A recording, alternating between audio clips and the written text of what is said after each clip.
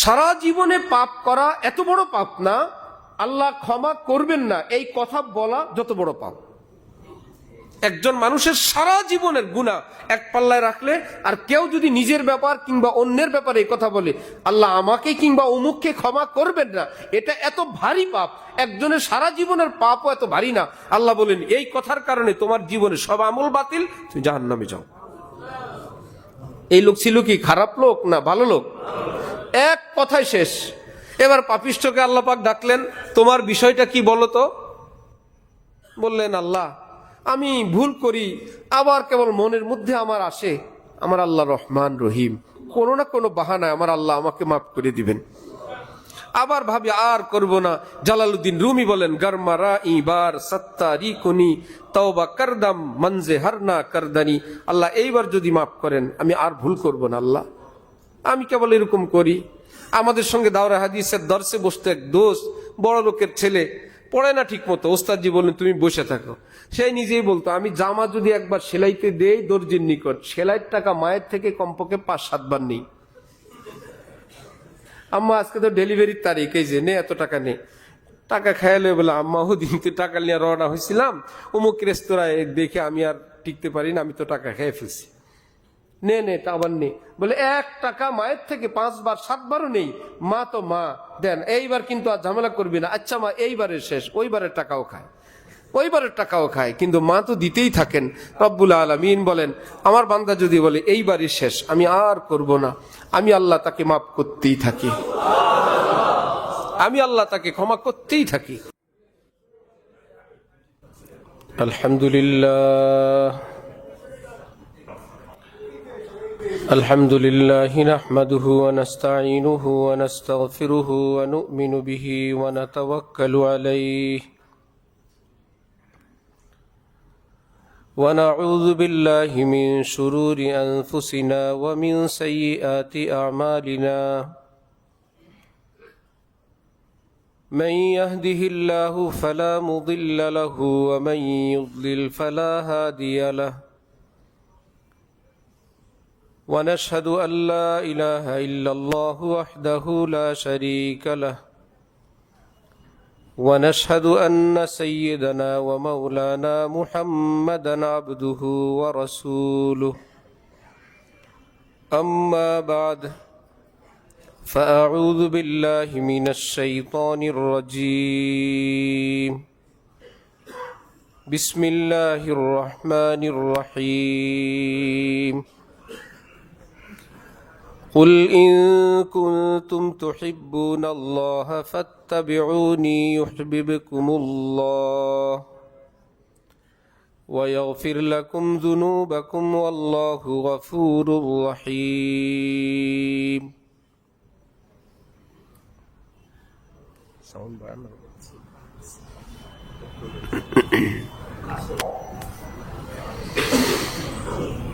صدق الله مولانا العظيم وقال رسول الله صلى الله تعالى عليه وسلم من أحب سنتي فقد أحبني ومن أحبني كان معي في الجنة وقال رسول الله صلى الله تعالى عليه وسلم أكمل المؤمنين إيمانا أحسنهم خلقا وقال رسول الله صلى الله تعالى عليه وسلم من تواضع لله رفعه الله ومن تكبر وضعه الله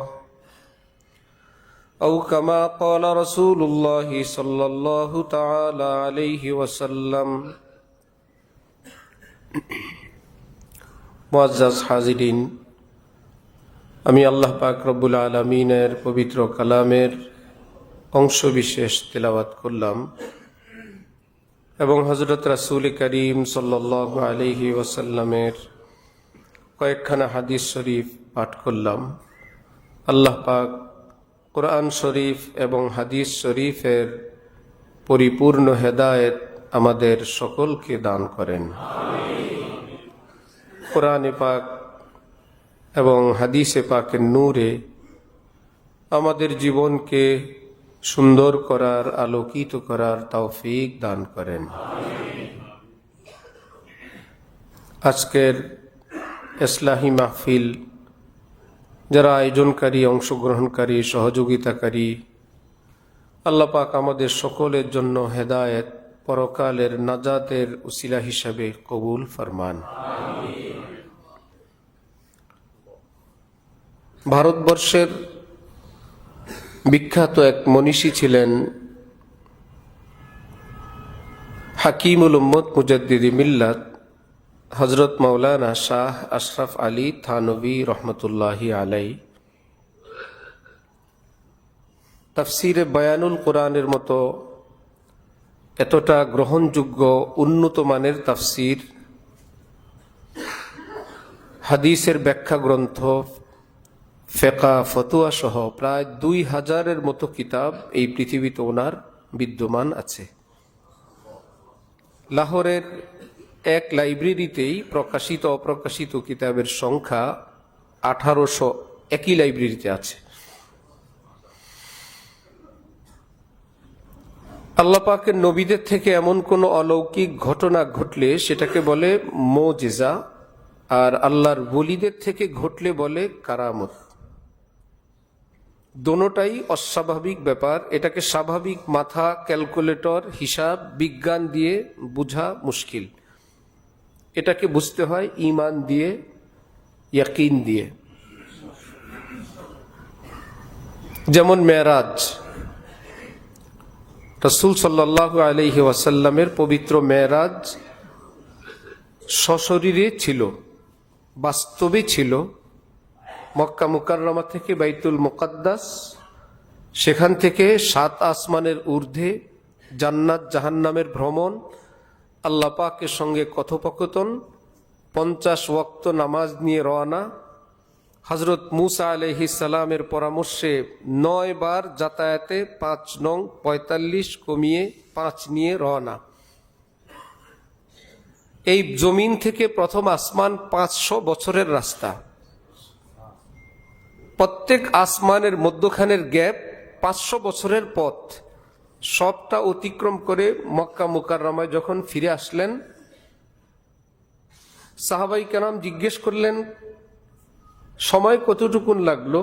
নবীজি বললেন যে বিছানা থেকে উঠে গেলাম, ফিরে এসে দেখি বিছানা এখনো অংশটা এখনো বাকি আছে।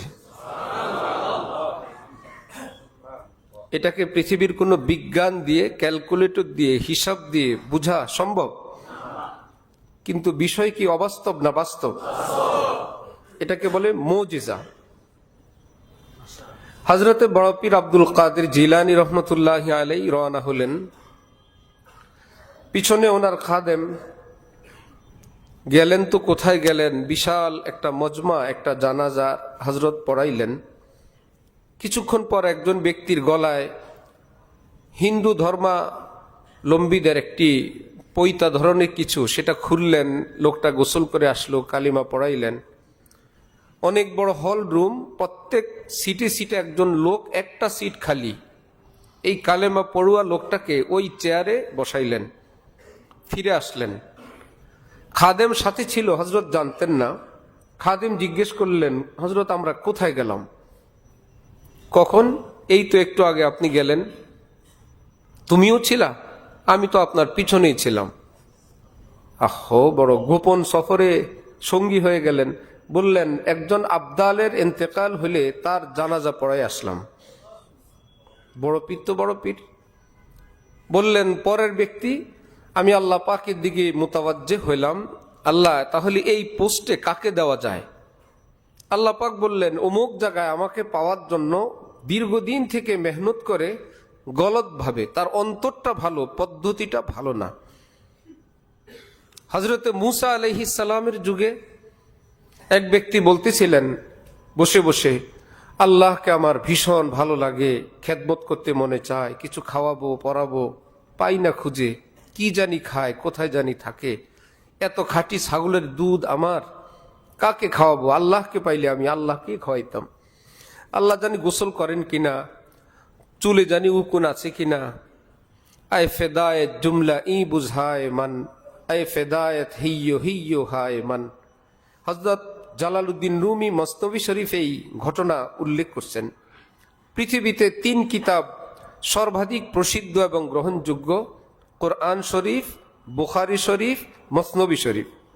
এত বড় সমাদৃত এবং গ্রহণযোগ্য কিতাব, সেই কিতাবে জালালউদ্দিন রুমি এই ঘটনা উল্লেখ করে বলেন, ওই ব্যক্তি একই জায়গায় বসে বসে কেবল বলে, আল্লাহকে পেলে বকরিগুলো দিয়ে দিতাম, বকরিগুলোর রশি টসি যা আছে সব আমি আমার আল্লাহকে দিয়ে দিতাম।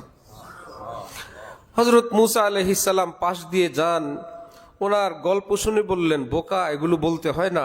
আল্লাহ পাক এই সমস্ত বিষয়াদি থেকে পবিত্র, তার জাত সত্তা, খাদ্য খাবার ইত্যাদি থেকে পাক জাত, এগুলো বলা ঠিক না। কিছু দূর সামনে গেলে আল্লাহ পাক হযরত মুসাকে বললেন, মুসা, তুমি কি করলা? আমার বান্দার গল্পগুলো, তার ভাষাগুলো আমার কাছে ভালো লাগতেছিল, তার মনের যেই আকুতি সেটা তো ফ্রেশ, বলতে গিয়ে ভাষাগত একটু ভুল ছিল। মুসা, আমার কাছে তো ভালোই লাগতেছিল। আল্লাহ পাক হযরত মুসা বললেন, তাহলে আবার বলতে বলি? আল্লাহ পাক বললেন, না, এখন আর বলার সুযোগ নাই। এতক্ষণ পর্যন্ত তার মাসআলা জানা ছিল না, এখন তো আর সে আগের মতো কিছু বলতে পারবে না। কখনো মুসলমানের মনের গতি সুন্দর থাকে, ভালো থাকে, কার্যত এবং বাস্তবে কোনো কিছু বাস্তবায়ন করতে গিয়ে যে কোনো ভুল তথ্যে, ভুল বই, ভুল ওয়াজ, ভুল কোনো এরকম দ্বীনের কথা বলনেওয়ালা কোনো মানুষের কথা শুনে সেই বেচারা একদম ভুল দিকেই চলে। আমাদের হযরত ওয়ালা করাচি বলেন, এই মানুষের মনের বিষয়টাকে শ্রদ্ধা করা চাই, তার যে ভুলটুকুন সেটাকে এত সতর্কভাবে যে ভুল থেকে মুক্ত করা চাই। যেমন তোমার বাবার চায়ের পেয়ালায় যদি একটু পোকা পড়ে, তুমি কি করবা? তুমি কি চাইবা বাবা পোকা খাক? সেটাও চাইবে না। তাহলে কি তুমি বাবাকে বোকা বলবা, চোখ নাই, দেখো না, ইত্যাদি ইত্যাদি? সেটাও বলবা না। তুমি এখানে খেয়াল করবা বাবার সম্মানও রক্ষা পায়, বাবার পেটে পোকাও না যায়। অত্যন্ত সতর্কতার সঙ্গে হয়তো কোনো বাবা একটু চেঞ্জ করে দেই, বাবা কি জানি পিছনে নিয়ে চুপে চুপে, অর্থাৎ বাবা বিব্রতও না হন, লজ্জিতও না হন। আবার না বলে চুপ থাকলে বাবার পেটে পোকা যাবে, সেটাও না যায়। সবটাকে একত্রিত করে যেরকম বাবার এই পোকা সেবন করা থেকে, খাওয়া থেকে বিরত রাখতে হয়, কোনো মুমিনের জীবনে যদি ভুল বিচ্যুতি থাকে, ওই মুমিনওয়ালার অন্তরে ঈমান আছে, যে ঈমানের দাম আল্লাহ পাক বলেন, ওয়ালা আব্দুম মুমিন খায়রুম মিন মুশরিকিন ওয়ালাউ আজাবাকুম। যেই ব্যক্তির কিছুই নাই, সে একজন সাধারণ স্বাধীন মানুষও না, কারো গোলাম, এই ব্যক্তির বুকে যদি ঈমান থাকে, আমি আল্লাহর নিকট তার দাম এ আসমান জমিনের চেয়ে আরো অনেক বেশি। এই জন্য সর্বনিম্ন জান্নাতি আল্লাহ পাক তাকে যে জান্নাত দিবেন, ওলামায়ে কেরাম বলেন 10 দুনিয়ার সমান আল্লাহ পাক একটি জান্নাত তাকে দান করবেন।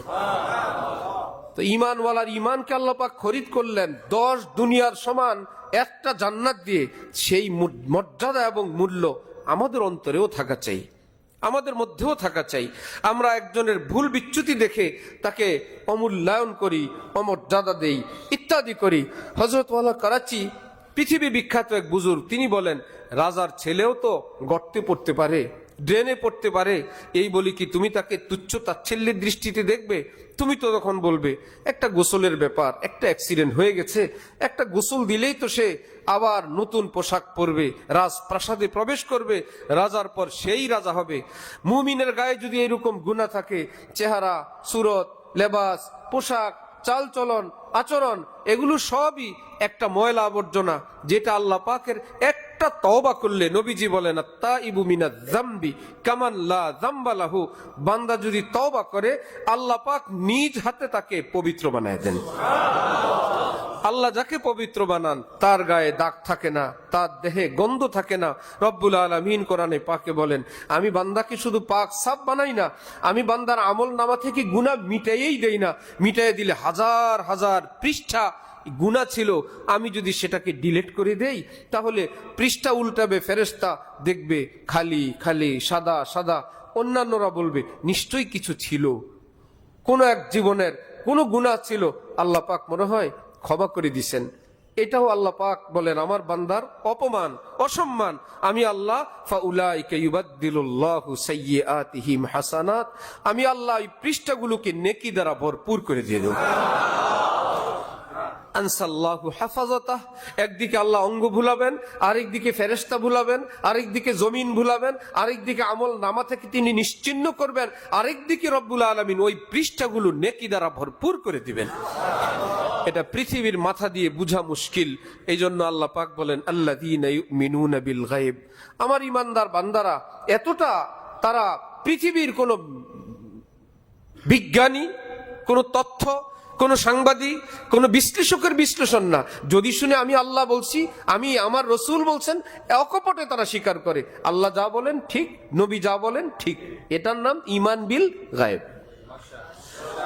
হযরত আবু বকর সিদ্দিককে মক্কার মুশরিকরা এসে বলল, শুনছো খবর কি, যেই হুজুরের সঙ্গে তুমি থাকো মুহাম্মদ ইবনে আব্দুল্লাহ, আমরা যে বলছিলাম মজনুন পাগল, আমরা যে বলছিলাম কাযযাব ভয়ঙ্কর মিথ্যাবাদী, শুনবা গল্প কি, গতকাল রাতে নাকি মক্কা থেকে মুকাদ্দাস, সেখান থেকে 7 আসমান, জান্নাত জাহান্নাম আল্লাহর সঙ্গে দেখা করে কথাবার্তা বলে আসছেন। সুম্মা দানা ফাতাদাল্লা ফাকানা কাবা কাউসাইনি আও আদনা, কোরআনে পাক রব্বুল আলামিন বলেন আমার অনেক কাছে আসছে, অনেক কাছে আসছে। এখন তারা বলল, শুনছো তোমার নবী তো এই কথা বলেন, আর থাকবা তার সাথে? হযরত আবু বকর সিদ্দিক বললেন, কে বলছে, আবার কি, তুমি যাকে নবী নবী বলো তিনি বলছেন, ইত্যাদি ইত্যাদি। হযরত আবু বকর সিদ্দিক বলেন, আমার নবী যদি বলেন নিশ্চয়ই তিনি সত্যিই বলছেন। দলিল, দলিল কি আবার কোনো ব্যাপার হইল? ওনার কথায় তার চেয়ে আরো বড় বড় বিষয় বিশ্বাস করি, এটা তো ছোট্ট বিষয়, এটা নাথিং বিষয়। তুমি আমাকে ভয় দেখাও, আফতাব কা হাম নশী হুঁ দিয়া মত দেখা মুঝে, যে সূর্যের সাথে থাকে চেরাগ দেখলে সে ভয় পায় না, আমি তো সূর্যের সাথে থাকি ভাই, চেরাগ আমাকে দেখাও। আমি তো নবীর কথায় বিশ্বাস করি আল্লাহ এক, আমি নবীর কথা বিশ্বাস করি মৃত ব্যক্তির কবরে সুয়াল জবাব হবে, আমি নবীর কথা বিশ্বাস করি সকল আমল নামা কিয়ামতের দিন হিসাব হবে, কিয়ামতের এক দিনের এক মাঠে সকল মানুষ একত্রিত হবে, জান্নাত জাহান্নাম হবে, আমি তো সেগুলো বিশ্বাস করে বসে আছি। এই ছোট্ট একটা বিষয় আমাকে ভয় দেখাও, আফতাব কা হাম নশী হুঁ দিয়া মত দেখা মুঝে। এটা হলো মুমিনের বৈশিষ্ট্য, যে সবটা মাথা দিয়ে না। এই জন্য বিজ্ঞানীদের জ্ঞান থাকে মাথায়, এলেম কোথায় থাকে, মাথায় না বুকে। জিবরিল আমিন যখন নবীজিকে বললেন ইকরা, বলুন ইকরা, নবী চুপ, আবার বললেন ইকরা, চুপ। কি ব্যাপার? নবীজি জবাবে বললেন মা আনা বিকারিইন, মুঝসে পড়া নেহি যাতা। জিবরিল তোমার শব্দগুলো আমি উচ্চারণ করতে পারছি না। আশ্চর্য কথা, যিনি বলতে পারেন মা আনা বিকারিইন, তাহলে তার জবান তো সচল, কথা তো রানিং, এটা না বলে সেটা বলেন, ইকরা বলেন। এবার জিবরিল আমিন নবীজিকে জড়িয়ে ধরলেন 3 বার। আসমান থেকে আল্লাহ প্রদত্ত পাওয়ার জিবরিল আমিন নবীজির বুকে ট্রান্সফার করলেন। এইবার নবীজি পড়তে শুরু করলেন ইকরা বিসমি রাব্বিকাল্লাযী খালাক। প্রশ্ন হইল, আগে পারলেন না, এখন পারেন কেন?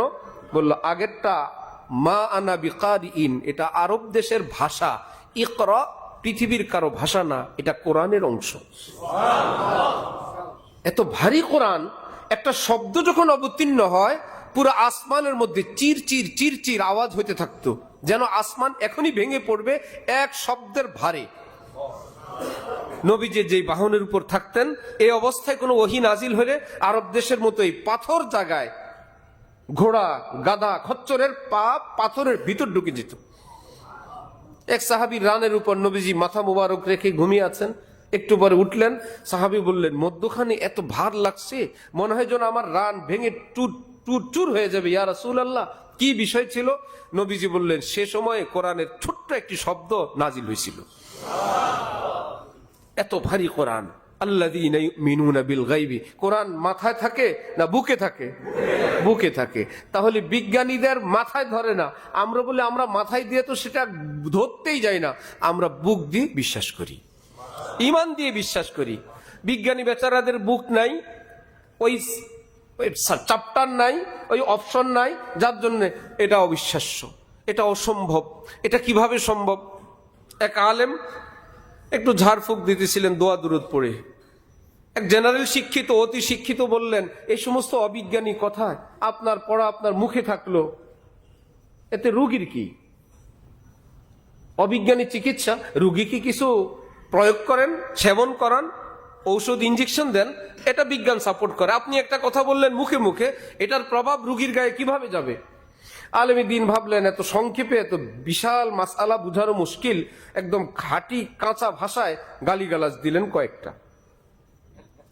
ওই ভদ্রলোক একদম তেলে বেগুনে জ্বলে উঠছে, লাল হয়ে গেছে চেহারা। হুজুর, আপনি ভালো মানুষ হয়ে আমাকে এত নিচু ভাষায় বললেন? বললেন, আমার ভাষা আমার মুখে, আমি কি আপনাকে টাচ করছি? আমি কি আপনাকে কিছু প্রয়োগ করছি? আমার মতো আল্লাহর এক বান্দার কথায় যদি আপনার মতন এরকম একজন ভদ্র লোককে এরকম চেঞ্জ করে ফেলতে পারে, লাল বানায় ফেলতে পারে, তাহলে আমার আল্লাহর কালামের পাওয়ার কত? আমারটা আমার মুখে, তোমার কি? আমার কথা আমার কাছে, তোমার জায়গায় তুমি থাকো, আমি টাচ করলে কথা বলবা। তো আল্লাহর বান্দাদের কালামে যদি এই পাওয়ার থাকে। এক ইংরেজ আসছেন ভারতবর্ষে, এসে হযরত ইমাম মুহাম্মদ রহমতুল্লাহ আলাই, ইমামে আজম আবু হানিফা রহমতুল্লাহ আলাই শাগরেদ ইমাম মুহাম্মদের কিতাব দেখলেন। ইংরেজ আরবিও জানে। ইমাম মুহাম্মদের পৃথিবী বিখ্যাত 6 কিতাব, জামে সগীর, জামে কবির, সিয়ারে সগীর, সিয়ারে কবির, মবসুদ, জিয়াদাত, পুরা ইসলামী শাস্ত্র যে 6 কিতাবে আছে। যে ইমামে আজম আবু হানিফা এক বর্ণনায় 40 বছর, আরেক বর্ণনায় 45 বছর এশার উজু দিয়ে ফজর পড়তেন। 2 রাকাত নামাজে 30 পারা কোরআন খতম দিতেন। ওনাকে প্রশ্ন করা হইল, ইমাম মুহাম্মদ কি আপনার হযরত রাতের বেলা ঘুমান না? হযরত ইমাম মুহাম্মদ বললেন, ইমামে আজম আবু হানিফা রাত্রি জাগনা থেকে নবীজির উম্মতের ঘুমের ব্যবস্থা করতেছেন। তিনি যদি ঘুমায় পড়েন, উম্মতে মুহাম্মাদিয়া ঘুমানো মুশকিল হবে।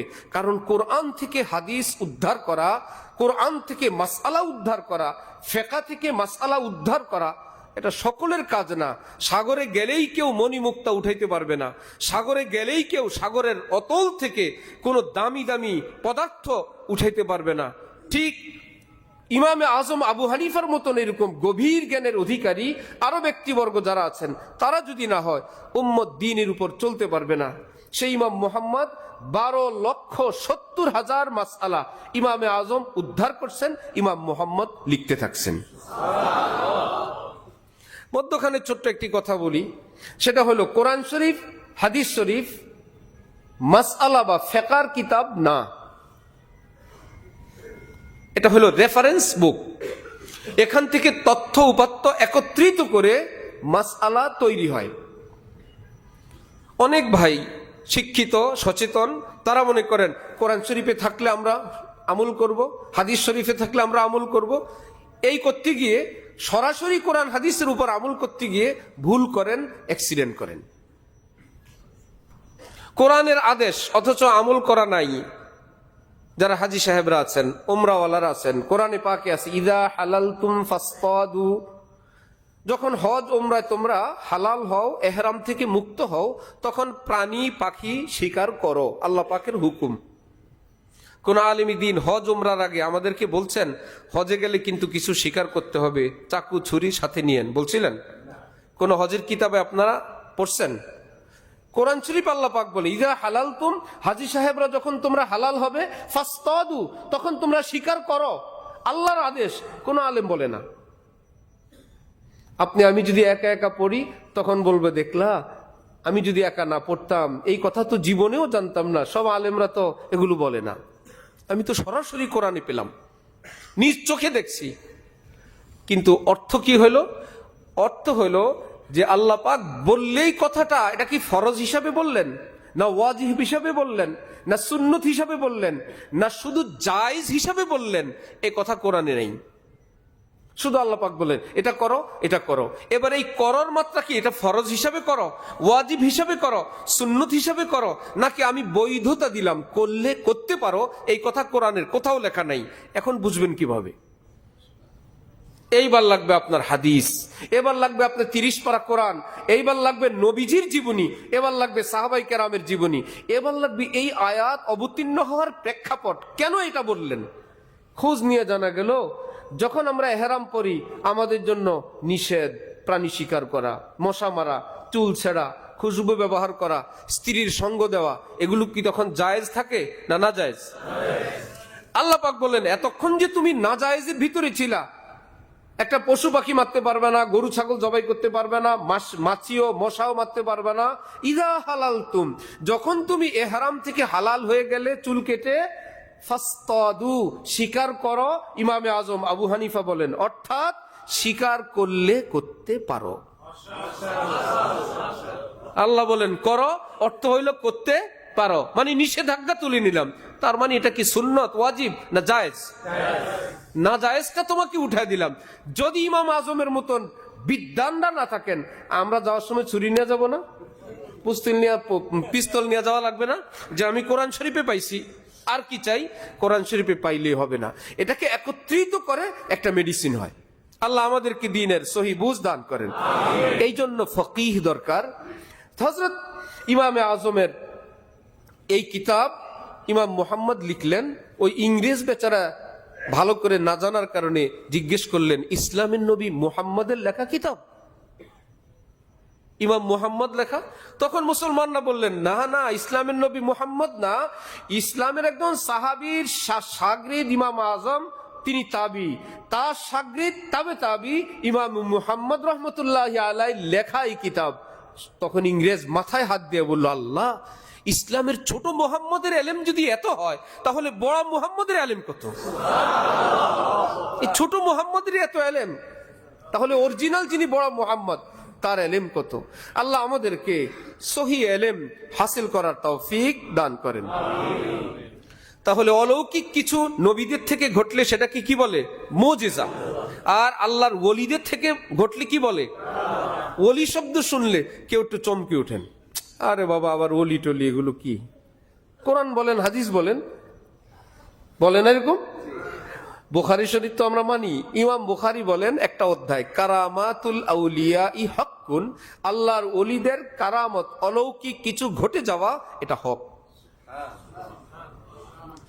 কোন কিতাবের নাম? এবার কি করবেন? কোরআন শরীফে রব্বুল আলামিন বলেন আলা ইন্না আউলিয়া আল্লাহ, আউলিয়া ওলির বহু বচন।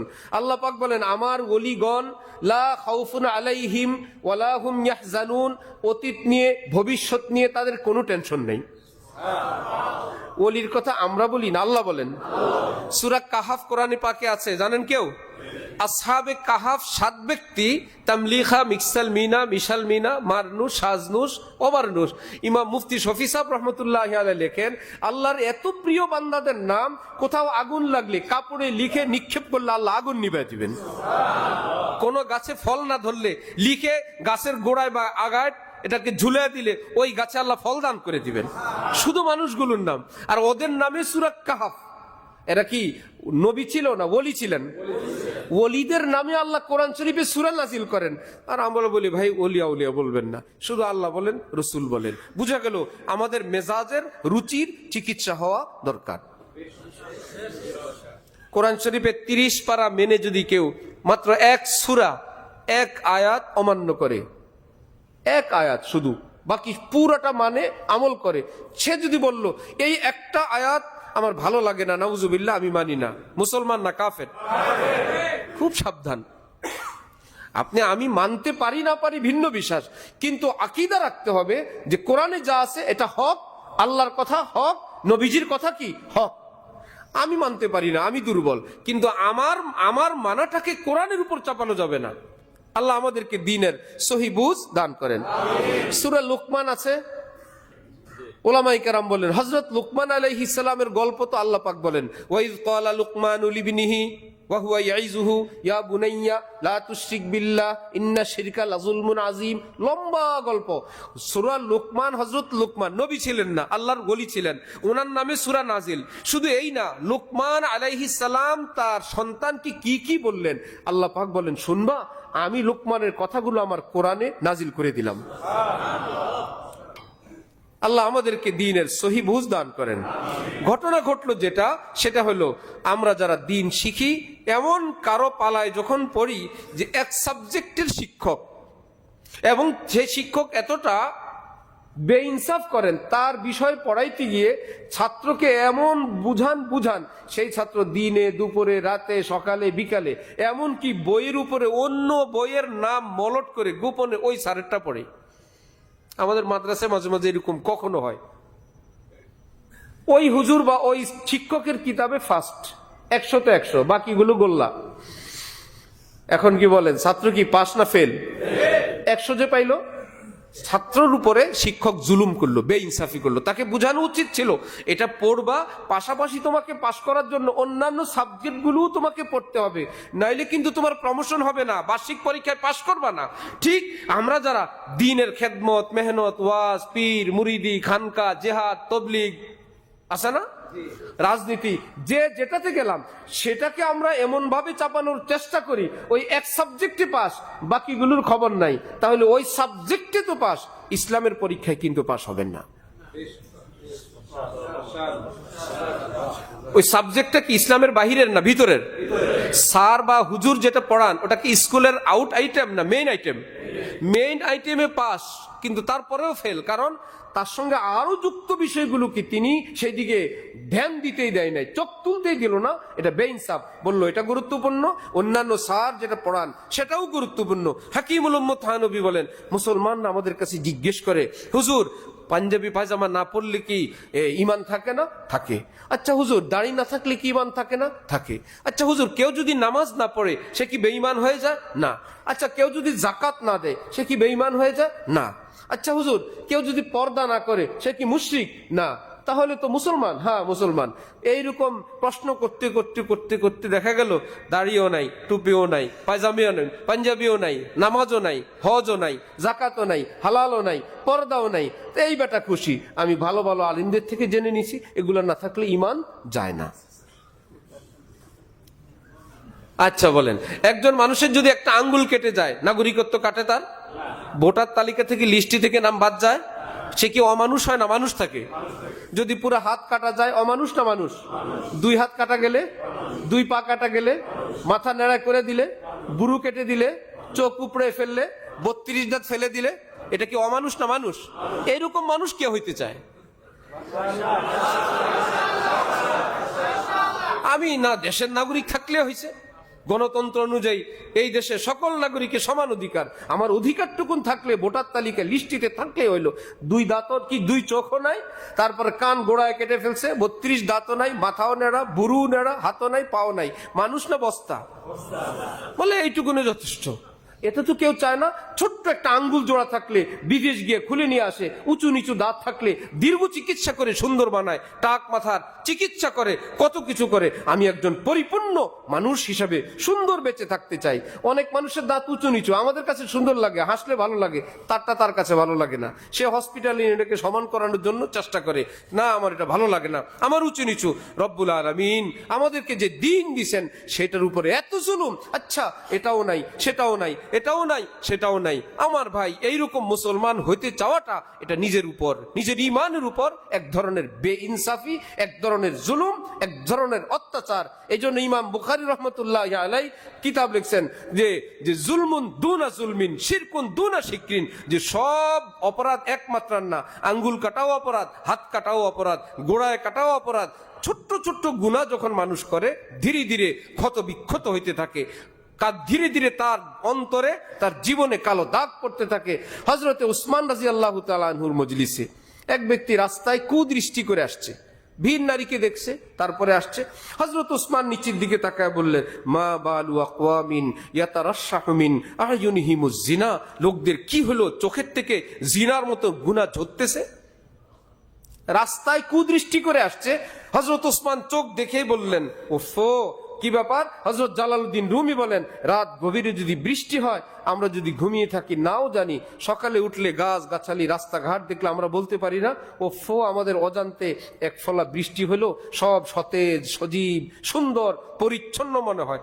আর যদি রাত্রে ঝড় হয় সেটাও আমরা টের না পাইলে সকালে বলি, ওরে বাবা এত বড় ঝড় হইলো, আমি তো টের পাই নাই। কেমনে? এই তো গাছ ভাঙ্গা, ঘর পড়া, ঢাল পালা ইত্যাদি এই দৃশ্য দেখলে, ঘটনা কেউই দেখে নাই, কিন্তু সেটার ফলাফল দেখলে আমরা যেরকম সচক্ষে টের পাই।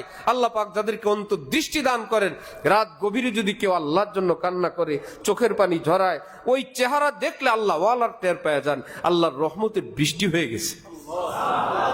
চেহারার মধ্যে নূর, সীমাহুম ফি উজুহিহিম মিন আসারি সুজুদ, দেখলেই কেমন কেমন লাগে, নূরে ভরপুর লাগে। কেউ দেখে নাই রাত গভীরে আল্লাহ লানত এর কাজ যদি করে, যে কোনো ধরনের নষ্টামি করে, হাজার ক্রিম মেখেও যদি আসে, ওখো কালো বেলালের চেহারায় এই নূর ছিল, আবু জাহেল ফর্সাদের চেহারায় ওই নূর ছিল না।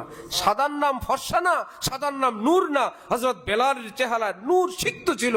ওই আল্লাহ ওয়ালারা যখন দেখেন চেহারায়, তখন দেখে আল্লাহর আযাব গজবের লানতের দৃশ্য, যে লাতে কোনো গোপনে কোনো পাপাচারী লিপ্ত হয়ে আসছে, কোন অন্যায় অনাচার, খোদার গজবের চিহ্ন তার মধ্যে দেখা যায়।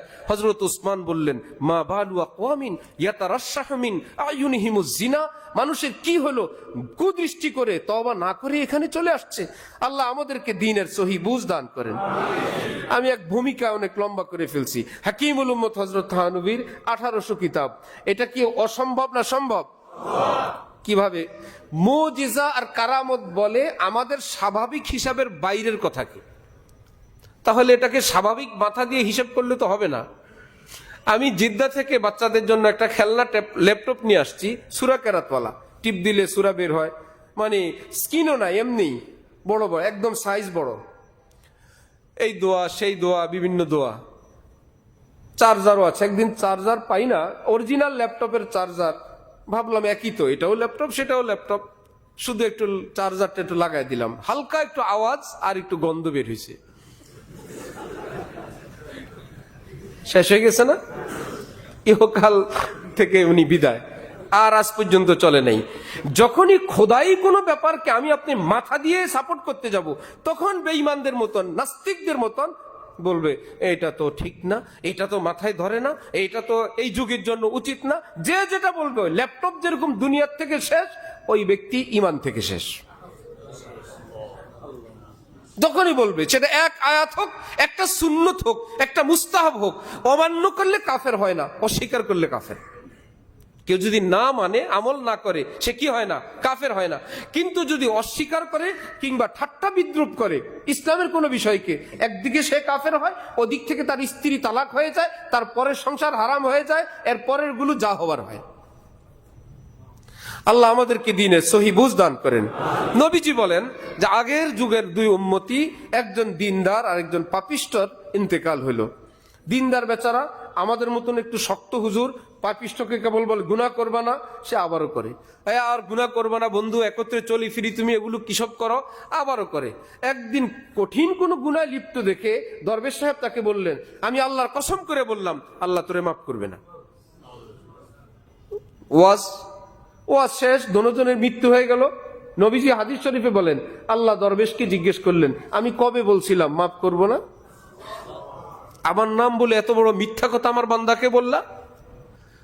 সারা জীবনে পাপ করা এত বড় পাপ না, আল্লাহ ক্ষমা করবেন না এই কথা বলা যত বড় পাপ। একজন মানুষের সারা জীবনের গুনাহ এক পাল্লায় রাখলে, আর কেউ যদি নিজের ব্যাপার কিংবা অন্যের ব্যাপারে এই কথা বলে আল্লাহ আমাকে কিংবা অমুককে ক্ষমা করবেন না, এটা এত ভারী পাপ। একজনের সারা জীবনের পাপও এত ভারী না। আল্লাহ বলেন এই কথার কারণে তোমার জীবনে সব আমল বাতিল, তুমি জাহান্নামে যাও। এই লোক ছিল কি খারাপ লোক না ভালো লোক? এক কথায় শেষ। এবার পাপিষ্ঠকে আল্লাহ পাক ডাকলেন, তোমার বিষয়টা কি বলো তো? বললেন, আল্লাহ আমি ভুল করি, আবার কেবল মনের মধ্যে আমার আসে, আমার আল্লাহ রহমান রহিম, কোনো না কোনো বাহানায় আমার আল্লাহ আমাকে মাফ করে দিবেন। আবার ভাবি আর করব না। জালালউদ্দিন রুমি বলেন, গরমারা ইবার সত্তারি কুনি তওবা করদাম মনজে হরনা করদানি, আল্লাহ এইবার যদি মাফ করেন আমি আর ভুল করব না আল্লাহ, আমি কেবল এরকম করি। আমাদের সঙ্গে দাওরা হাদিসের দর্শে বসতো এক দোস্ত, বড় লোকের ছেলে, পড়ে না ঠিক মতো, ওস্তাদজি বললেন তুমি বসে থাকো। সে নিজেই বলতো আমি জামা যদি একবার সেলাইতে দেই দর্জির নিকট, সেলাইয়ের টাকা মায়ের থেকে কমপক্ষে 5-7 বার নেই। আম্মা আজকে তো ডেলিভারির তারিখ, এই যে নে এত টাকা নে। টাকা খেয়ালে বলে আম্মা ওদিন তো টাকা নিয়ে রওনা হয়েছিলাম অমুক রেস্তোরাঁয়, দেখে আমি আর টিকতে পারি না, আমি তো টাকা খেয়ে ফেলছি। নে নে তা আবার নে। বলে 1 টাকা মায়ের থেকে 5 বার 7 বারও নেই। মা তো মা, দেন এইবার কিন্তু আর ঝামেলা করবি না। আচ্ছা মা এইবারের শেষ, ওইবারের টাকাও খায়, ওইবারের টাকাও খায়, কিন্তু মা তো দিতেই থাকেন। রব্বুল আলামিন বলেন আমার বান্দা যদি বলে এইবারই শেষ, আমি আর করব না, আমি আল্লাহ তাকে মাফ করতেই থাকি, আমি আল্লাহ তাকে ক্ষমা করতেই থাকি। হাকিমুল উম্মত হযরত থানবী যে কথা আমি বলতে চাইছিলাম, হযরত থানবী আল্লাহ পাক হযরতের কবরকে নূর দ্বারা ভরপুর করে দেন। দিন যখন কামেল হেদায়েত প্রাপ্ত নূরওয়ালাদের থেকে আমরা না শিখবো, তখনই আমাদের দিনের মধ্যে অসৌন্দর্যতা, বেখাপ্পা একটা ভাব, এবং মনে হবে এটা আনফিট আনফিট, কেমন কেমন। দেখেন হযরত বলেন আমরা যে উজু করি, আমরা কি কখনো উজু ভাঙার ভয়ে উজু থেকে বিরত থাকি? আমরা যে উজু করি আমাদের কি এই ইয়াকিন থাকে এই উজু আর জীবনে ভাঙবে না? বরং আমরা উল্টা ইয়াকিন থাকে এটা তো ভাঙবেই। তারপরেও যে আমরা ফরজ আদায় করে উজুটা করে নেই, এই উজু কি হয় না? এতে নামাজ হয় না, তেলাওয়াত হয় না, সেই উজু কি ভাঙে না? আবার আমরা করলে আবার হয়, আবার দুর্ঘটনা ঘটলে উজু ভেঙে যায়। হযরত থানবী বলেন তওবার অপর নাম উজু। সুবহানাল্লাহ, তওবার অপর নাম কি? আমরা যেটা করি ওটার নাম উজুয়ে জাহিরি, আর যেটা তওবা সেটার নাম উজুয়ে বাতিনি, বাতিনি উজু। দলিল দেখেন, আমরা উজু করার পর দোয়া পড়ি আল্লাহুম্মা জাআলনি, বলেন যারা পারেন, মিনাত তাওয়াবিন ওয়াজআলনি মিনাল মুতাতাহহিরিন। উজু করলাম, অঙ্গ প্রত্যঙ্গ ধুইলাম, প্রথম দরখাস্ত আল্লাহুম্মা জাআলনি মিনাত তাওয়াবিন, আয় আল্লাহ আমি তো উপরের উজুটা করলাম, ভিতরের উজুর কি হবে? আল্লাহ আমার সেই উজুটা করায় দেন। আপনি আমি পড়ি কিন্তু কখনো খেয়াল করি নেই আল্লাহুম্মা জাআলনি মিনাত তাওয়াবিন। আল্লাহ আপনার দরবারে তো আমি দেহ নিয়ে যাব না, আত্মা নিয়েও তো যাব, সেখানে তো নাপাক আর নাপাক। আল্লাহ অঙ্গ প্রত্যঙ্গে পানি দিতে পারি, ভিতরের কি হবে? হযরত আব্দুর রহিম ফারুকি এক পথে যান, অপর দিক থেকে কুকুর আসে, কেউ কাউকে সাইড দেয় না, নামারও জায়গা নাই। কুকুর আনতাকাল্লাহু লিসানা, কুকুরের জবান আল্লাহ খুলি দিয়ে বলতে লাগলো, নিজেকে আল্লাহর ওলিও বানাইতে চান, আবার আমার থেকে উৎকৃষ্ট মনে করেন? আব্দুর রহিম ফারুকি বললেন আমি কখনো উৎকৃষ্ট মনে করলাম? এই তো আপনি আমাকে সাইড দেন না, আমি নিকৃষ্ট কুকুর, আমাকেই সাইড দিতে হবে। আপনি দিবেন না, আপনি মানুষ ভালো, আল্লাহর ওলি যারা হইতে চায় তারা এমন হয় না। আব্দুর রহিম ফারুকি বললেন আরে জালা, আমি তো নামাজে যাব, পাশের পানিটা নাপাক, আমি সেই জন্য ভাবি যে তুমি নামলে তোমার তো নামাজ নাই, আমার তো নামাজ আছে। বড় মুশকিল। এখন কুকুর বলে আপনার ব্যাপার আপনি বুঝেন, একটু নামলে কি সমস্যা ছিল, অল্প একটু পানি দিলেই তো পা পবিত্র হইতো। ঘটনা যদি অহংকারের কারণে হয়, জেনে রাখবেন 1 সাগর পানি দিলেও পবিত্র হবে না। পানি ঢাললে অন্তরের নাপাক পাক হয় না। আমি আপনি অঙ্গ প্রত্যঙ্গে একটু পানি দিলাম, আল্লাহ এত দিলাম 4 অঙ্গে, নামাজে যাব পুরো বডি নিয়ে, আল্লাহ সে তো বডি না, যাব অন্তর নিয়ে, সেখানে তো ময়লা। নবীজি বললেন দোয়া করো জলদি, আল্লাহুম্মা জাআলনি মিনাত তাওয়াবিন, আল্লাহ আমার ভিতরের উজুটা আপনি করায় দেন। ওয়াজআলনি মিনাল মুতাতাহহিরিন, আল্লাহ আমার উপরের উজুটাও আপনি কবুল করে নেন। হযরত আলী রাদিয়াল্লাহু তাআলা আনহু উজু করেন আর কাঁপেন। সকলে জিজ্ঞেস করলো আপনি কাঁপেন কেন, চেহারা লাল কেন? আরে বলো কি, রব্বুল আলামিনের দরবারে যাব, কি বডি নিয়ে, কি আত্মা নিয়ে, কি আমল নিয়ে যাব? এত বড় আহকামুল হাকিমিনের দরবারে যাওয়ার মতন যোগ্যতা আমার নাই, এই ভয়ে আমি কাঁপতেছি। নবীজি বলেন যাবা তো একটু পবিত্র হয়ে যাও। তাহলে উজু এটা কি আমাদের ভাঙ্গে কিনা? আবার করলে হয় কিনা? হযরত থানবী বলেন উজু সহকারে থাকা যত সহজ, তাকওয়ার উপরে থাকা তত সহজ। উজু করলে হয়ে যায়, ভাঙলে ভেঙে যায়, তওবা যদি করো আল্লাহ পাক তওবা কবুল করে নেবেন। এই ঘটনা বলো না তওবা যদি আবার ভাঙে, আবার ভাঙলে আবার তওবা করব। মা বাচ্চাকে সুচু দেওয়ায়, পায়খানা পেশাব বমি পরিষ্কার করে, এই গ্যারান্টির সাথে আর করবে না, নাকি উল্টা গ্যারান্টির সাথে? আবার করবে, আবার মা মনে মনে আমার কথা আছে না, আবার করলে আবার পাক করব। এতদিনে আমার স্বপ্নের বাচ্চা যতবার পেশাব পায়খানা করবে আমি তাকে ততবার পবিত্র করব। এমন কি বাচ্চা পেশাব পায়খানা করে পড়ে থাকে, ঘুম, সে কান্নাও করে না, আওয়াজও দেয় না, মা মাঝে মাঝে একটু নিচে হাত দেয়, দেখে ওফো সে তো জানে না সে পেশাবের মধ্যে পড়ে আছে। এবার মা তাকে বুকে উঠান, খুব আলতু ভাবে চুপে চুপে নরম গরম কাঁথা, কুসুম কুসুম গরম, নিজে গায়ের সঙ্গে ঘষে ঘষে হোক অথবা ভিতর থেকে কুসুম গরম কাঁথা বিছান, আলতু ভাবে তাকে আবার ঘুম পাড়ান। বলেন তো এটা কি বাচ্চার কান্নার চোটে না মায়ার চোটে? রব্বুল আলামিন কোরআনে পাকে বলেন ওয়াহুয়াল গফুরুল ওয়াদুদ, আমি আল্লাহ যে আমার বান্দাকে ক্ষমা করি, মায়ার চোটেই মাফ করে দিয়ে দিই। তুমি কাঁদছো কতটুকু? গুনাহ করলে এত অল্প একটু কান্নায় হয়? আমার পীর ও মুর্শিদ আরে বিল্লাহ হযরত মাওলানা শাহ আব্দুল মতিন বিন হুসাইন সাহেব বেশ কিছুদিন আগে হযরত এখানে তো শিপ নিয়ে আসছিলেন। হযরত হলেন বর্তমান পৃথিবীর শ্রেষ্ঠ আলেমদের একজন, পুরো পৃথিবীর শ্রেষ্ঠ ওলিদের একজন। বিশ্বাস করার জন্য একটু হজ উমরা সফরে গেলেই হবে, হযরতের সঙ্গে দেখা করার জন্য পাকিস্তান থেকে, ভারত থেকে, কাশ্মীর থেকে, নেপাল থেকে, আমেরিকা থেকে, পৃথিবীর কত দেশ থেকে আল্লাহর বান্দারা আসেন যে হযরতকে একটু দেখবো, হযরত ওয়ালার কাছে একটু থাকবো। এত বড় এক আলেম আল্লাহ ওয়ালা হযরত ওয়ালা দামাত বারাকাতুহুম, আল্লাহ পাক হযরতের হায়াতে সুস্থতার সাথে বরকত দান করেন। তাহলে উজুয়ে জাহিরি, উজুয়ে বাতিনি। হযরতের কাছে হযরতের এক মুসল্লি বলল যে হযরত আমি সিগারেট সেবনে অভ্যস্ত, ছাড়তে পারি না। হযরত বললেন যে কয়টা হয়? হযরত 30-40টা। চেষ্টা করেন কত বছর? 6-7 বছর। হযরত বললেন একটা ছাড়া যাবে? একটা? এটা তো হয়, আগামীকাল 40 ক্রস হবে না, 39-এর মধ্যেই থাকবেন, পারবেন? হ্যাঁ পারবো, কষ্ট না, আগামীকাল রাতে দেখা করবেন। রাতে বলে হুজুর 39-এর ভিতরেই ছিলাম, বেশি কষ্ট হচ্ছে না। তো ঠিক আছে, আগামীকাল 38, পরের দিন 37, পরের দিন 36। এই লোক সিগারেট থেকে পুরাপুরি মুক্তি পেতে কতদিন চেষ্টা করছিল? কয় বছর? পারে নাই। সিস্টেমে এসে গেছে, একটা করে ছাড়ছে, 40 দিনে তার ছুটি হয়ে গেছে। হযরত ওয়ালা বলেন ঠিক মুসলমান যখন আলেম আল্লাহ ওয়ালাদের একটা পদ্ধতিতে এসে যায়, যেমন আমি 1 ঘন্টা ভালো থাকবো সকালে, যান 24 ঘন্টার দিন বেশিরভাগই তো ঘুমায় থাকি, ঘরে থাকি, ফজরের পরে 7টা পর্যন্ত গুনাহ করব না। আমরা চেষ্টা করলে পারবো না ইনশাআল্লাহ? 7টার মধ্যে কি আছে? মেইন কাজটা ফজরের নামাজ, কারণ ফজর না পড়লে কি হয়ে যাবে? গুনাহ হয়ে যাবে। 7টা পর্যন্ত চেষ্টা করবো ইনশাআল্লাহ। ফজরের নামাজ না পড়লে কি হবে?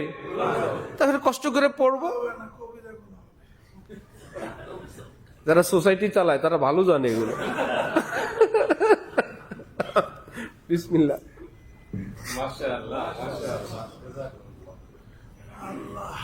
আল্লাহ এখন রইল আমরা ফজরে উঠতে পারি না, যে বলবেন উঠতে পারেন না, রব্বুল আলামিন কোরআনে ওয়াদা করছেন উদউনি আস্তাজিব লাকুম, আমার কাছে দোয়া করো আমি কবুল করব। এবার কি করবেন? আল্লাহ বলতেছেন আল্লাহ কবুল করবেন। এখন কবুল কেমনে করবেন? আপনি একটু আগে ঘুমান, একটু পানি পান করেন, একটু অ্যালার্ম দেন, যারা ঘরের নামাজি আছে তাদেরকে একটু হেল্প করতে বলেন, আমারে কিন্তু ডাক দিবা। আর মনে মনে যেটা মেইন কাজ সবটার আগে, সেটা হলো আমি উঠবো ইনশাআল্লাহ। আল্লাহ আপনি আমাকে উঠাই দেন। আজকে দেখেন, টেস্ট করে দেখবেন যে কে জানি আপনাকে উঠাই দিল। জীবনে কোনোদিন ফজরের আজান শুনি নাই, আজকে আমি আজান শুনি। মোরগের আওয়াজ শুনি নাই, আজকে আমি মোরগের আওয়াজও শুনি। রব্বুল আলামিন বলে শোনো, ইন্নাল্লাহা লা ইউখলিফুল মিয়াদ, আমি বলছিলাম না আমার কাছে দোয়া করলে কবুল করব, আমি আল্লাহ তোমাকে জাগায় দিব। তাহলে 7টা পর্যন্ত একটু চেষ্টা, কারো মোবাইল খোলার অভ্যাস, কারো রাতের বেলা অন্যান্য কিছু বেপর্দা অথবা ঘরের মানুষের সঙ্গে দুর্ব্যবহারের মানুষ তো অভাব নেই। বাইরে ভদ্র অধিকাংশই, আর ঘরে অভদ্র অধিকাংশ। বাহিরে ভদ্র অধিকাংশ আর ঘরে অভদ্র অধিকাংশ।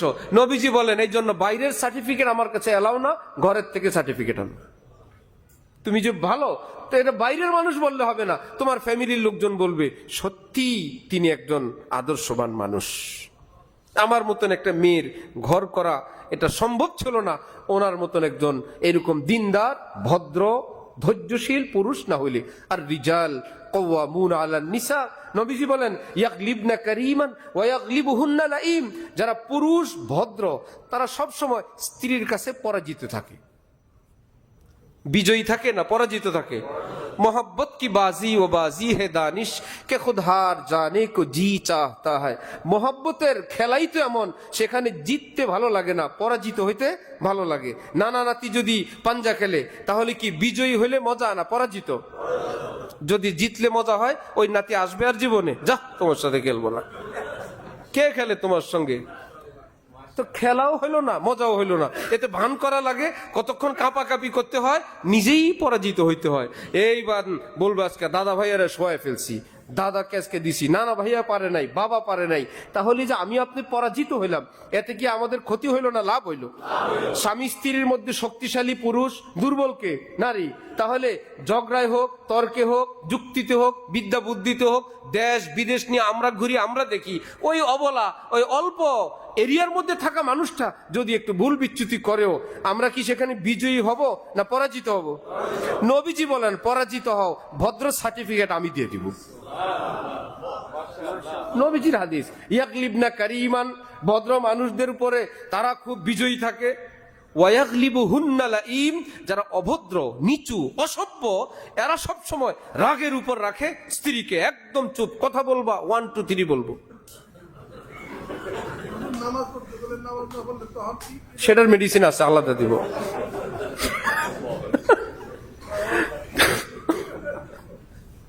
ঠিক আছে, নামাজ পড়তে না চাইলে কি করবে? এটা ছিল প্রশ্ন, আপনাদেরকে বলে দিই, যারা দূরে ছিলেন শুনেন নাই।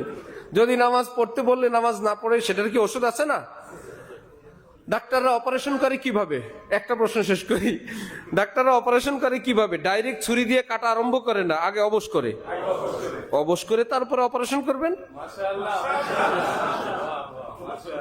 অবশ করবেন কিভাবে? মহব্বতের, ভালোবাসার, তার মন জুগিয়ে, প্রেম করে, ভালোবাসা দিয়ে, আদর্শ দিয়ে, চরিত্র দিয়ে এমন অবশ বেহুশ করবেন, সে নিশ্চিত আমার স্বামীর মতো স্বামী হয় না, আমি তার মনে কষ্ট দিব না। নামাজ পড়লে আপনি খুশি হবেন, আপনি বলবেন শুধু আমি কেন, আল্লাহ খুশি হবেন, অবশ্যই হবে। কোরআন শরীফে আছে ওয়াযাক্কির ফাইন্নায যিকরা তানফাউল মুমিনিন। যদি বলেন নামাজ পড়ো, সে বলবে না পড়লে কি করবেন? তাহলে বলেন তো, বাহ্যিকভাবে দেখা যায় আমি নামাজের কথা বললাম আর সে অমান্য করলো, আর ইসলাম বলে তুমি বলতে জানো নাই, সে নামাজকে অস্বীকার করে নাই, তোমার বলার ভঙ্গিটাকে অস্বীকার করছে।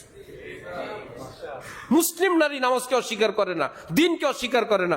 আমরা তো দেখি নামাজকে অস্বীকার করলো। মজার গল্প শুনেন, হেফাজতের গন্ডগোলের পর আমাদের হজরতের এক খলিফা, উত্তরবঙ্গে এক বড় মসজিদের খতিব সাহেব, সরকার হলো হেফাজত বিরোধী, তখন যা মারলো, এই বেচারা পরের জুমায় শহীদদের জন্য দোয়া করছে।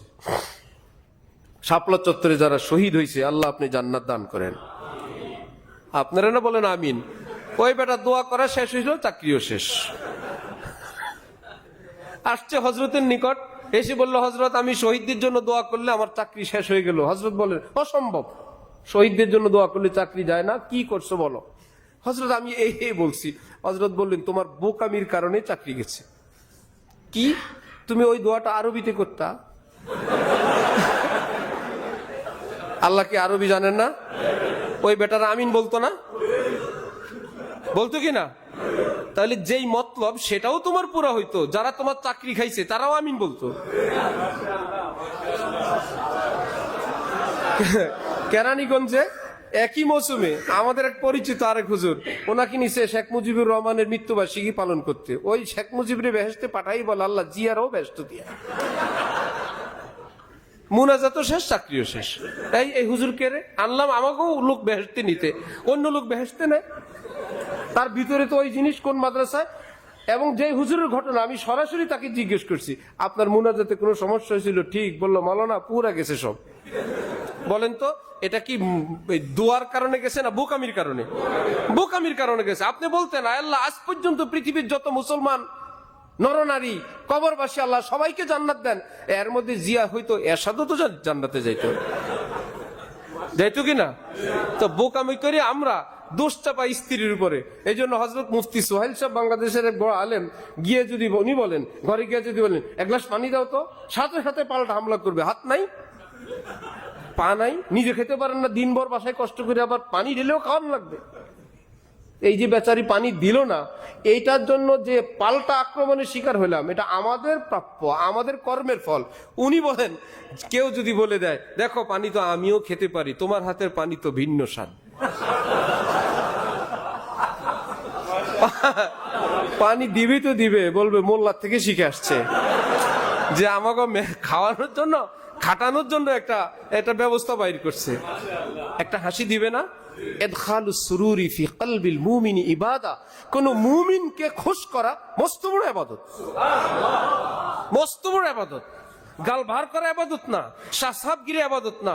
ইশাকা ওয়া বিন তাহাজ্জুদ তো আমরা বুঝি। হাকিমুল উম্মত থানবী বলেন, নিজের স্ত্রীর সঙ্গে একটু সময় দেওয়া, গল্প করা, খুশ গল্প করা, চা কফি খাওয়া, বাদাম খাওয়া, অর্থাৎ তার সঙ্গে একটু সময় দেওয়া হাজার হাজার রাকাত নফলের চেয়ে বড় আমল।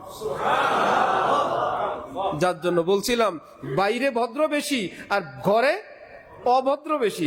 কারণ যত রাগ, গোসা, ক্ষমতা দেখানোর একমাত্র জায়গা ওই দুর্বল মানুষটা। নবীজি বলেন, সেখানে বিজয়ী হয়েও না, সেখানে পরাজিত হও।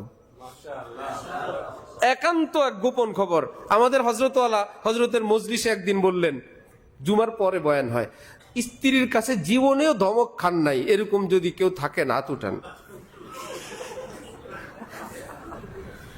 আমি সেই মজলিসে শত শত হাজি গাজি, শিল্পপতি, হুজুর, মিস্টার সবাই চুপ করে বসে আছেন। মসজিদে তো মিথ্যা কথা বলা যাবে না। আমি ভাবলাম, হজরত এই সোয়াল এখানে কেন করলেন? সবাইকে দেখাইলেন যে তুমি যে মনে করো 2-4 ধমক তুমি একা খাও, দেখো অবস্থা। ক্লাসের সবাই যদি বেত খায় তাহলে শরমও নাই, ব্যথাও নাই। একজনে খাইলে একটু শরম বেশি না? সবাই মনে করে বিপদে আমি আছি, আর সবাই তো বেহেশতে হুরকিলমান নিয়ে আছে, কষ্টে আমি আছি। কষ্টে না, সিস্টেমটাই এরকম। একজন পুরুষ, একজন নারী, নারী নারীর মতো। নবীজি বলেন, ওকে বাঁকা হাড্ডি দিয়ে তৈরি করা হয়েছে, তার মধ্যে একটু বক্রতা থাকবে। ইন আকামতাহা কাসারতাহা ওয়া ইন ইসতামতাহতা বিহা ইসতামতাতা বিহা ওয়া ফিহা ইওয়াজ। যদি তুমি সুখী জীবন কাটাইতে চাও, রোড যদি বাঁকা হয়, গাড়ি কি সোজা না বাঁকা চলবে? রোড চলে বাঁকায় বাঁকায়, গাড়ি যাবে কি সোজা? এবার রোড যত বাঁক, আপনিও তত বাঁক, গাড়ি নিরাপদ। আপনি যদি পাঠান হন, এত বাঁকা দিয়েছে কেন? ড্রাইভার সাহেব সোজা চালান। সংক্ষেপে বুঝে যায়, তাহলে গাড়ি খাদে যাবে যেরকম। নবী বলেন, স্ত্রী তোমার তার জন্মগতভাবে তার মধ্যে কিছুটা বক্রতা, এবং তার যে আকল বুদ্ধি ক্ষেত্র বিশেষ, সব নারীর না। এবার সব মা বোন আবার এরকম না যে কম, অনেক ঘরের মা বোনরা পুরুষের চেয়ে অনেক ভালো আছেন। তো অধিকাংশ ক্ষেত্রে দেখা যায় একটু বক্রতা, নির্বুদ্ধিতা, কম বুদ্ধিতা। নবীজি বলেন, আকামতাহা কাসারতাহা ওয়া ইন ইসতামতাতা বিহা ইসতামতাতা বিহা ওয়া ফিহা ইওয়াজ। আর যদি তুমি সুখী থাকতে চাও, তার এই বক্রতাটা সয়ে নাও, দেখবা আল্লাহ পাক তোমাকে সুখে রাখছেন।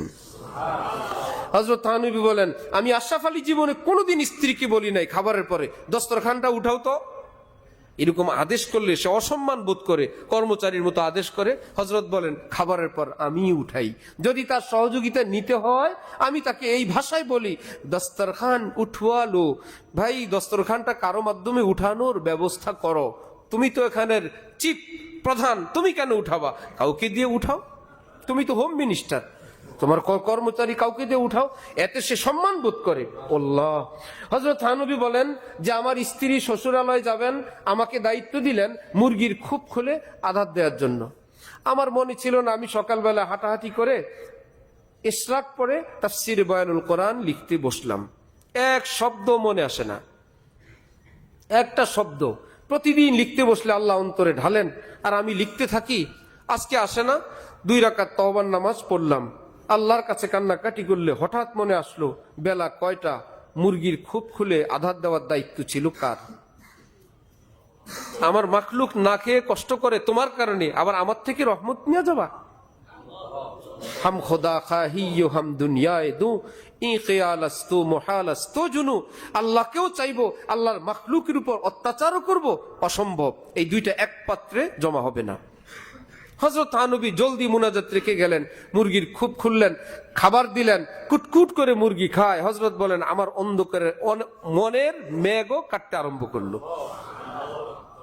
মুরগিগুলোর পেট ভরলো, তাফসীর লেখা আরম্ভ করলাম, আল্লাহ দান শুরু হইলো। হযরত বলেন, যারা আমাকে হুজুর বলো, হযরত বলো, এসা তেসা বলো, খেয়াল করো তো আমি কি কোনো মানুষকে কষ্ট দিলাম? ইচ্ছাকৃত দিলাম? মুরগি আমার থেকে অনিচ্ছাকৃত কষ্ট পেলে আল্লাহর রহমত যদি আমার জন্য বন্ধ হয়ে যায়, তোমরা যারা আশরাফুল মাখলুকাত মানুষের উপর অত্যাচার করো, বুঝে নাও রহমতের দরজা খোলা আছে না বন্ধ হয়ে গেছে। জোর রা বুগজার জারি রা বেগির রহম সোয়ে জারি আয়াত আই ফাকির, শক্তি দিয়ে না জারি দিয়ে, চোখের পানি দিয়ে রহমত আনা যায়। গায়ের জোর ক্ষমতার দাপট দিয়ে না, একটু চোখের পানি দিলে কাজ হয়ে যায়। আল্লাহ আমাদেরকে দ্বীনের সহি বুঝ দান করেন। তাহলে তওবার নাম বাতিনি উযু, এইটা মনে রাখলে হবে আজকে। তওবার নাম কি? তওবা করার সময় কি আল্লাহকে গ্যারান্টি দিতে হবে আল্লাহ আপনি নিশ্চিত থাকেন আর এই তওবা ভাঙবে না, গ্যারান্টি দিতে হবে না, বরং নিয়ত করতে হবে আমি আর গুনাহ করব না, যদি হয় তওবা করব। এটা আমাদের কারো ওয়াজে তো একটু বাড়াবাড়ি না, যে হুজুর মনে হয় বেশি চান্স দিয়ে দিচ্ছেন, বেশি একটা সুযোগ দিয়ে দিচ্ছেন। বরং কোরআন শরীফের আয়াত শোনেন, ইন্নাল্লাহা ইউহিব্বুত তাওয়াবিন, আল্লাহ পাক বলেন আমি আল্লাহ ঘোষণা দিচ্ছি যারা বারবার বহুবার অসংখ্যবার তওবাকারী, আমি আল্লাহ তাদেরকে ভালোবাসি, ভালোবাসবো, কোরআনে ঘোষণা দিলাম। নবীজি ইরশাদ করেন, তুবা লিমান ওয়াজাদা ফি সাহিফাতিহি ইস্তিগফারান কাসীরা, সুসংবাদ জান্নাতের ওই ব্যক্তির জন্য যার আমলনামায় বেশি বেশি তওবা পাওয়া যায়, আমি তার জন্য জান্নাতের সুসংবাদ দিলাম। হযরত আদম আলাইহিস সালামকে আল্লাহ পাক যখন অ্যাক্সিডেন্টের কারণে জান্নাত থেকে বের করে দিলেন এবং বের করার সময় বললেন এখন তো যান, অর্থ কি স্থায়ী না অস্থায়ী? অস্থায়ী। এখন তো যান শব্দের মধ্যেই বললেন এখন যান, পরেরটা পরে দেখব। ওনাদের ইচ্ছাই ছিল না, শয়তানের ধোকায়। আল্লাহ পাক অপর জায়গায় বলেন, ফানাসিয়া আদম ওয়ালাম নাজিদ লাহু আজমা, আমার আদম একদম আমার নিষেধাজ্ঞার বিষয়টা পুরোপুরি ভুলছে, শয়তান ভুলাইছে, এক বিন্দু ইচ্ছা আমার আদমের ছিল না, আদম বেকুসুর খালাস। 100-100 আল্লাহ পাক বেকুসুর খালাস দিয়ে দিলেন, গেল। এখন কিছুদিন এরকম ভালো আসামিও কিছুদিন জেল খাটে, ইমাম আজমও খাটছেন, ইমাম আবু হানিফা জেল খাটছেন। অপরাধ, প্রধান বিচারপতির পোস্ট কেন গ্রহণ করলেন না? প্রধান বিচারপতি, রাষ্ট্র বলে আপনি হইতে হবে, উনি বলে আমি হব না, জল্লাদ দিয়ে ওনাকে গ্রেফতার করা হলো, বেত্রাঘাত করা হচ্ছে। হুজুর আপনি কেন পদ গ্রহণ করেন না? বললো এই জন্য। এই জন্য মানে? বললে এখন মাত্র আমি পদ গ্রহণ করি নাই, এতে আমার কপালে এই মায়ের। গ্রহণ করার পর তোমাদের কথা মতো যদি বিচার না করি, ওই সময়ের মায়ের কড়া হবে। আর যদি তোমাদের কথা মতো বিচার করি, পরকালের মায়ের কত কড়া হবে। ভাবলাম ওই 2 মায়ের চেয়ে এই মায়ের সহজ। পদ গ্রহণ করার পর মায়ের একটা কপালে আছেই, হয়তো দুনিয়ার মায়ের, নয়তো যদি তোমাদের কথায় বিচার না করি তোমাদের মায়ের, আর তোমাদের কথায় বিচার করলে আখিরাতের মায়ের। সেই 2 মায়ের কি নরমাল না কঠিন? এর চাইতে এই মায়ের ভালো। কখনো নিরপরাধ মানুষও জেলে থাকে, যেমন আমাদের আব্বা আদম, আম্মা হযরত হাওয়া, দুজন কিছুদিন ছিলেন, ইত্যাদি ইত্যাদি। তো যখন ইবলিস শেষ, আল্লাহ পাকের কাছে এবার বলতেছে, ইবলিসকে যখন আল্লাহ পাক জান্নাত থেকে বের করলেন, ইবলিস এখন বলল, আল্লাহ আপনার কাছে আমার একটা দরখাস্ত, আমাকে একটু কিয়ামত পর্যন্ত হায়াত দেন। আনজিরনি ইলা ইয়াউমি ইউবাসুন, আল্লাহ পাক বলে ইন্নাকা মিনাল মুনজারিন, তোকে আমি হায়াত দিলাম। ইবলিসের এলেমের মাত্রা এত বেশি, সে এখন জানে আমি ভুল বিচ্যুতি যাই করি আল্লাহ আমাকে আর মৃত্যু দিতে পারবেন না, দিলে ওয়াদা ঠিক থাকবে না। ইন্নাল্লাহা লা ইউখলিফুল, আল্লাহ ওয়াদা ভঙ্গ করেন না, আমার মৃত্যু নিশ্চিত, কিয়ামতের আগ পর্যন্ত আমি আছি। এইবার আল্লাহর দিকে তাকায় সে বলতেছে, আপনার জাতের কসম করে আমি বললাম আমি তো শেষ, আপনার বান্দা বান্দিকে জাহান্নামী বানানোর যত ষড়যন্ত্র আছে আমি সব করব। কার সামনে? ইবলিস। একটু হায়াত পেয়ে সে এত বড় হুঙ্কার, আল্লাহ পাকের রহমতে জোশ আসছে। ওই যে বললাম তওবার কোনো লিমিট নাই, কোনো সংখ্যা নাই। আল্লাহ পাক বলে উঠলেন, ওয়া ইজ্জাতি ওয়া জালালি ওয়া ইরতিফাই মাকানি, আমার ইজ্জতের কসম, আমার বড়ত্ব মহত্বের কসম, লা আযালু আস্তাগফিরু লাহুম মাস্তাগফারুনি, হাজার পাপ করার পর আমার বান্দা যতবার ক্ষমা চাইবে ততবার ক্ষমা করে দিব, ততবার ক্ষমা চাইবে, ততবার ক্ষমা করব। আল্লাহ আমাদেরকে বেশি বেশি ক্ষমা চাওয়ার তৌফিক দান করেন। আজকের বয়ানের অনেক কথা আছে ফাঁকে ফাঁকে, মূল কথা যদি আজকে আমরা এইটুকুন নেই যে তওবার নাম বাতিনি উযু, তওবা করলে হয়ে যায়, ভুল করলে ভেঙে যায়, আবার করলে হয়ে যায়, ভুল করলে ভেঙে যায়। যেমন জামা কাপড় আমরা যে ধুই, কোনোদিন লিমিট দিয়ে ধুই জামা, এটা কিন্তু তোমার 3 বারের ধোয়া। আগে একবার ময়লা হয়েছিল, ধুইলাম, এটা তারপরে ধুই, এরপরে যদি ময়লা হও একদম জ্বালায় ফেলবো এটা। বরং আমরা ধুই, ফ্রেশ হয়ে যায়, ইস্ত্রি করি, ব্যবহার করি, মনে মনে আবার ইচ্ছা অনিচ্ছা ময়লা হবে, আবার মনে মনে হইলে আবার ধোবো, যতদিন থাকবে ততদিন ধোবো। আল্লাহ বলেন, বান্দা আমিও তোমাকে, তোমার মা যেরকম পাক সাফ করে আমিও পাক সাফ করতে থাকি, যে আমার বান্দা এই পর্যন্ত তো ক্ষমা হইলো, আবার করলে, আবার চাইলে আবার মাফ করব, আবার মাফ করব, আবার মাফ করব। আল্লাহ আমাদেরকে তৌফিক দান করেন। আমি শেষ পর্যায়ে আসছি। হযরত হাসান বসরি রহমতুল্লাহ আলাইহি, ওনার নিকট এক ব্যক্তি আসছেন যে হুজুর আমার জন্য একটু দোয়া করেন, বৃষ্টি হয় না আমাদের এলাকায়। বললেন তওবা করো। আরেকজন বললেন হুজুর আমি গরিব, ধন দৌলত আসেই না, দোয়া করেন। তওবা করো। হুজুর আমার বাচ্চা হয় না, দোয়া করো। হুজুর খেতে ফসল হয় না, তওবা ইস্তেগফার করো। সবাইকে শুধু তওবা আর ইস্তেগফার। সাথীরা বলল হুজুর রোগ ভিন্ন ভিন্ন, মেডিসিনও তো ভিন্ন ভিন্ন হবে, আবার কেমন মেডিসিন আপনি সবাইকে এক ইস্তেগফারের মেডিসিন দিচ্ছেন? তিনি বললেন মেডিসিন তো আমি দেই নাই, আল্লাহ পাক দিছেন। তিনি বলছেন ইস্তাগফিরু রাব্বাকুম ইন্নাহু কানা গফফারা, তোমাদের রবের কাছে ক্ষমা চাও, তিনি ভীষণ ক্ষমাশীল। ইউরসিলিস সামাআ আলাইকুম মিদরারা, আসমান থেকে বৃষ্টি দিবেন লাগাতার। ওয়া ইউমদিদুকুম বিআমওয়াল, মালে বরকত দিবেন। ওয়া বানিন, সন্তানাদি দিবেন। ওয়া ইয়াজআল লাকুম জান্নাতি ওয়া ইয়াজআল লাকুম আনহারা, নহরে নহরে আল্লাহ পাক পানি দান করবেন। তওবার পুরস্কারের কথা তো আমি বলি নাই, তাবিজ তো আল্লাহ দিবেন। তাহলে তওবা ইস্তেগফার করলে মানুষের জীবন সুন্দর হয়, রিজকে বরকত হয়, স্বাস্থ্য ভালো হয়, রিজকে এবং মাল দৌলতে বরকত হয়, নেককার বিবি বাচ্চা আল্লাহ পাক দান করেন। হযরতে সুলাইমান আলাইহিস সালাম নিজের শাহী টুপি এভাবে সোজা করতেছিলেন, টুপি নিজে নিজে বাঁকা হয়ে যায়। টুপি ছেড়ে দিলে টুপি বাঁকা হয়ে যায়, বড় মুশকিল। একটু পরে আওয়াজ আসছে, সুলাইমান তুমি সোজা হও, টুপি নিজে নিজে সোজা হবে।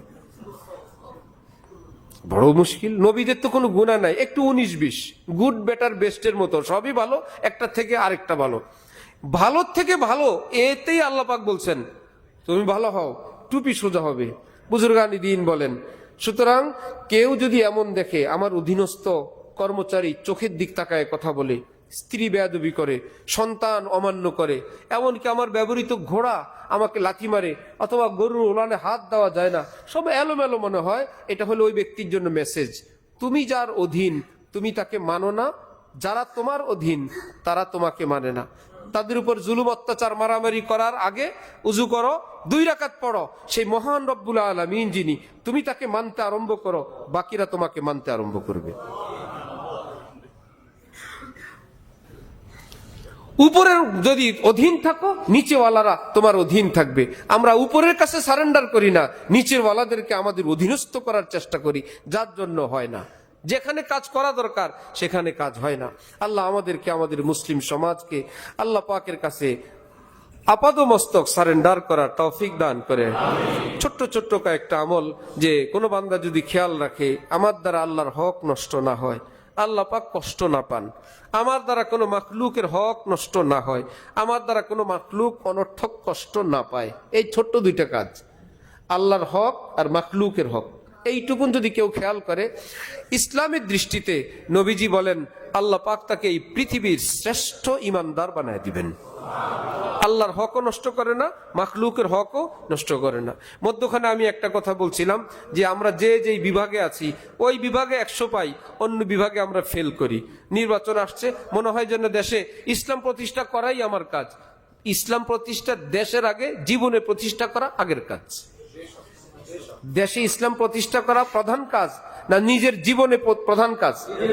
আচ্ছা, দেশে ইসলাম প্রতিষ্ঠা হয়ে গেল, এবার মন্ত্রী থেকে নিয়ে নিচ পর্যন্ত মানুষগুলো আমরাই তো, বিদেশ থেকে তো আর আসবে না। আমরা যদি পূর্ণ ইসলামওয়ালা না হইলাম, তাহলে ওই পদে পদে পোস্টে পোস্টে ইসলাম কি পুরাটা প্রতিষ্ঠা হবে না আংশিক? তা কি হইল? আংশিক ইসলাম হইল। এইবার আংশিক ইসলামওয়ালার দিনে কিছু ভালো কিছু মন্দ, কিছু ভালো কিছু মন্দ, পুরো পৃথিবী জানবে ও ইসলাম মানে এই। কার দ্বারা হইলো? আমাদের দ্বারা হইলো। আর যদি বড় পীর জিলানি হয়, খাজা মুইনুদ্দিন চিশতি হয়, শাওলিউল্লাহ দেহলভি হয়, হাকিমুল উম্মত থানভী হয়, কাসেম নানুতুবি হয়, মানুষ নামের ওই ফেরেশতা হয়, আল্লাহ মানুষ বলবে আরে ক্ষমতায় যাওয়ার দরকার নাই। এক ইংরেজ বলছিল, ভারতে গিয়ে এক বাদশা দেখলাম, থাকেন মাটির নিচে, রাজত্ব করেন মাটির উপরে। কে? খাজা মুইনুদ্দিন চিশতি রহমতুল্লাহ আলাইহি। মাটির নিচে থাকে, রাজত্ব করে মাটির উপরে। ওই রাজত্ব আল্লাহ পাক আমাদেরকে দান করেন। কোই মরতা কোই জিতা হি রাহা, ইশক আপনা কাম করতা হি রাহা। দ্বীনের যে মেইন বিষয়গুলো সেটা আমরা ধরার চেষ্টা করি, হালাল খাওয়ার চেষ্টা করি, আখলাক সুন্দর করি, 5 ওয়াক্ত নামাজ পড়েন। এরকম মানুষ যারা আছেন আপনারা জেনে রাখবেন, 3 জিনিসের সমন্বয়ে হয় নামাজ। 1 নম্বরে বডির কিছু কাজ, সোজা হয়ে দাঁড়াও, রুকু করো, সেজদা করো, বাঁকা হও। এগুলো কি মনের, জবানের না দেহের? শুধু এই ডিজাইন করলে নামাজ হয়? মুখের কিছু কাজ আছে না? দ্বিতীয়টা হলো জবানের, সোজা হয়ে সূরা কেরাত পড়ো, রুকুতে রব্বিয়াল আজিম বলো, সেখানে সুবহানা রব্বিয়াল আলা বলো, ইত্যাদি ইত্যাদি। এগুলো কি দেহের না জবানের? এই 2টা ঠিক থাকলে নামাজ হবে। অন্তর যদি ঠিক না থাকে, কিছু কাজ থাকবে অন্তরের, আমি আল্লাহর জন্য নামাজ পড়তে আসছি, মন তো ডানে বায়ে যায়, কি যে করি। মনকে আটকানোর সহজ বুদ্ধি, আমি কোন সূরা পড়ি এখন? এই সূরা, আচ্ছা দেখি তো সূরাটা ঠিক আছে কিনা। নিজেকে নিজের কাজে লাগাই দিবেন। আচ্ছা আমি এখন দাঁড়ানো আছি, ঠিক আছে তো দাঁড়ানোটা, হাত ধরা ঠিক আছে তো, নজরটা যেখানে রাখার, এগুলো নিয়ে আপনি ভাবতে পারবেন নামাজে, কোনো ভয় নেই। নামাজের মধ্যে কোনো কল্পনা করা যায় না, নামাজের মধ্যে নামাজের কল্পনা করা যায়। নামাজের মধ্যে নামাজের কল্পনা নাইলে আপনি রাকাত হিসাব রাখবেন কেমনে? আমি তো কোনো হিসাব নিকাশ রাখি নাই, আল্লাহই জানে ক রাকাত হয়েছে। তাহলে পাশে একজনকে বসায় রাখতে হবে, 4 রাকাত হলে সুইচ দিবি, 3 রাকাত হলে সুইচ দিবি, ঠিক না? অথবা হলে একটা টেবিল বাড়ি দিবা, আপনারা এত রাকাত হয়েছে। হিসাব কি অন্যরা করেন, আমরাই করি। তো নামাজের মধ্যে না কোনো কিছু করা যায় না, আন্দাজি সব। নামাজের মধ্যে নামাজের কাজ নিয়ে ভাবা যায়, হিসাব নিকাশ করা যায়, কোন রাকাত পড়বো এটা কল্পনা করা যায়, ওই সূরা শেষ হইল কিনা বলা যায়। সুবহানা রাব্বিয়াল আলা আজিম 3 বার 5 বার 7 বার, আঙ্গুলে গলা নিষেধ, কিন্তু মনে মনে গুনতে হবে না? নাহলে থামবো কেমনে? এই 3 হইলো, 5 হইলো। এই কাজে যদি আমি আপনি থাকি, এই যে মন নামাজের ভিতরে থাকলো, 100 ভাগ খুশু খুশু মনোযোগের সঙ্গে নামাজের সওয়াব আল্লাহ দান করে দিবেন।